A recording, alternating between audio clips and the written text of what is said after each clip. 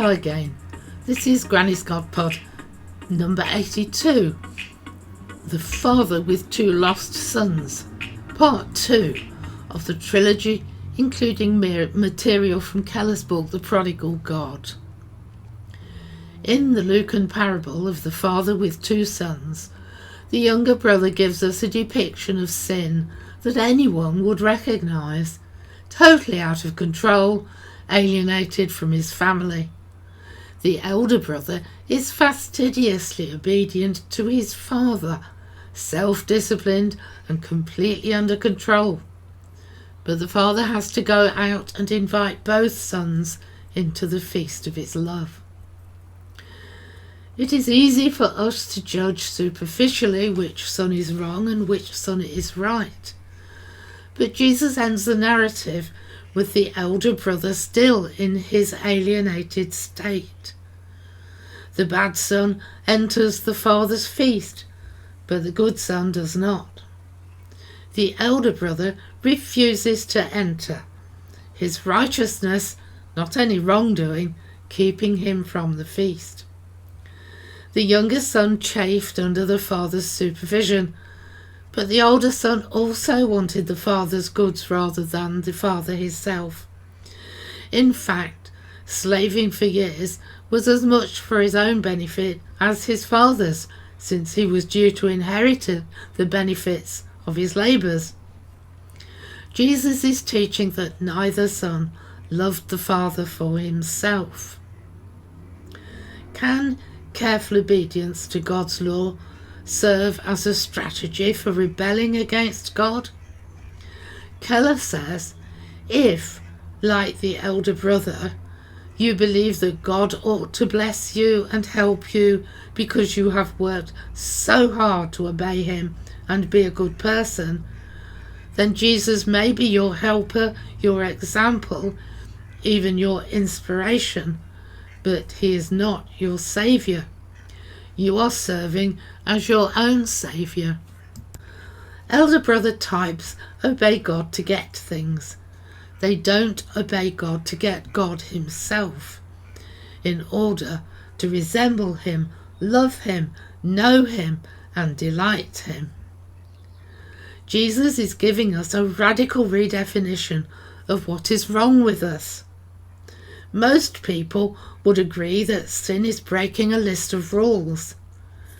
Jesus shows us that a man who has violated virtually nothing on the list of moral misbehaviour can be every bit as spiritually lost as the most profligate immoral person.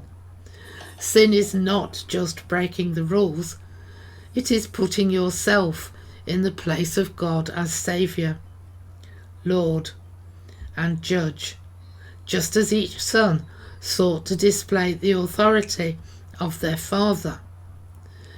The irony is that the younger son came to realise his condition, while in the parable, the elder brother, representing the Pharisees, remained blind to his own true condition. The parable of the two sons is the last of 3 parables about the lost and found. The first is the shepherd who loses one of his sheep. The second is the woman who has lost a coin. And the third is the account of the 2 sons, both of whom are lost. The younger brother realises that he has lost his way and returns to try to rebuild his life. The elder brother helps us to understand his lostness. He is angry. Things are not going his way, and he is resentful, angry, and bitter. He's lived a good life, so he should be rewarded, shouldn't he? He should get good things. His inability to handle suffering arises from the fact that his moral observance is results-orientated. It can lead to a competitive comparison with others and a feeling of superiority.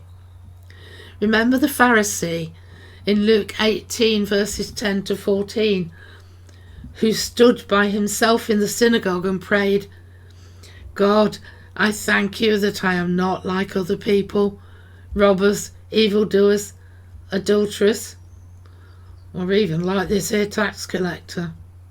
I fast twice a week and I give 1/10 of all I get. How often do we read about the Pharisees in the Bible and think that we are not like them? How much more difficult is it to see a fault in ourselves? The elder brother has an unforgiving, judgmental spirit. He highlights the fact that the younger brother has been with prostitutes while he has lived a chaste life at home. It is perhaps true that it is much easier to forgive someone their sin if it is a sin we ourselves have committed. Keller is of the opinion that the return of the wayward younger brother into the bosom of the family peeved the elder son because of the financial hit. He suggests it meant that on the father's death, the younger son would again receive 1/3 of the now much reduced family estate, reducing the 2/3 that the elder brother had expected and worked for. I think the elder brother felt righteous because he was the good son who obeyed the rules, and this could certainly be the case for the Pharisees. But I wonder if it is only about the inheritance, since the father says to the elder son in verse 30, "You are always with me, and all that is mine is yours."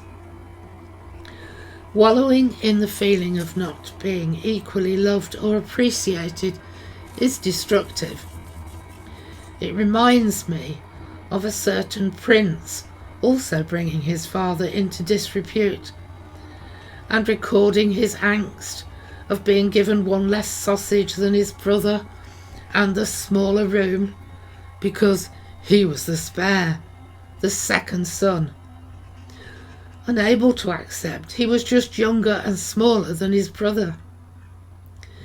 In the parable, the younger son had been reckless but realized it, and his return was celebrated because, as it says in verse 32, he was dead and has come to life. He was lost and has been found. How do we deal with our feelings? In the parable, the elder son could have remained outside, engulfed in bitterness and finding out what a hollow victory feels like.